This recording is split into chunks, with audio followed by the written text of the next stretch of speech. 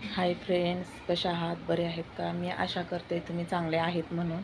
तर मला आज सांगायचं होतं, माझ्या आईचं डोळ्याचं ऑपरेशन आहे. तर 8-15 दिवसापासून आमचं प्लॅनिंग चाललेलं आहे की आईच्या डोळ्याचं ऑपरेशन करायचं आहे.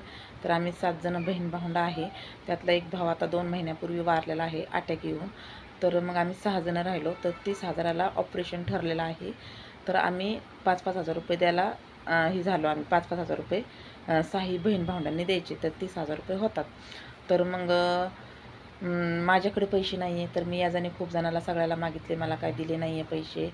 तर मग नवरा काय माझ्याकडे राहत नाही. नवऱ्याला सांगितलं माझ्या मुलीने की मम्मीला 5,000 रुपये लागतात, कोणी देत असेल तर बघा किंवा तुम्ही द्या. तर ते म्हटले की तुझ्या आईच्या ऑपरेशनसाठी काम कर आणि आईला पैसे दे, मला सांगू नको, तुझा आणि माझा काही संबंध नाही आहे. तर ठीक आहे. तर मग मुलगी म्हटली की मम्मी मग आता काय करायचं, पैसे नाही आपल्याकडं, तर आपले जे विषयाला येतात ते पैसे द्यायला लागतील आईला. तर तर फ्रेंड्स, मी आत्ता माझ्या कानातलं आहे, तर मी ती कानातलं मोडून मी आईला पैसे देणार आहे. तर कुणी कोणाचं नसतं. मी नातेवाईकाला पैसे मागितले, सगळ्याला पैसे मागितले, मला कुणीही पैसे दिले नाही आहे. आणि त्यातमध्ये मी घरी आहे आणि इथं मी धुणं भांड्याचं काम करते. माझा भाऊ गेल्यापासून 2 महिने झाले मी कामाला जात नाही आहे. मी इथंच काम करते, आपलं धुणं भांड्याच्यावर आपलं खाण्यापिण्याचं भागते. तर मी ते काम करते आहे. तर मला कुणी नातेवाईकांनी पैसे दिले नाही. तर मी आत्ता जाऊन मी कानातलं गहाण ठेवून मी आईला पैसे पाठवणार आहे गावी. मग त्याचं उद्या ऑपरेशन आहे. तर उद्या मी गावाला पण जाणार आहे.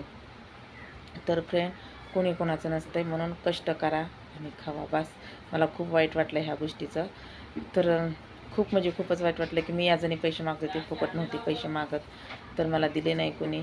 तर शेवटी मी कानातलं घाण ठेवून मी पैसे देते बघा. तर व्हिडिओ खूप मोठा होतो आहे. चला बाय फ्रेंड्स.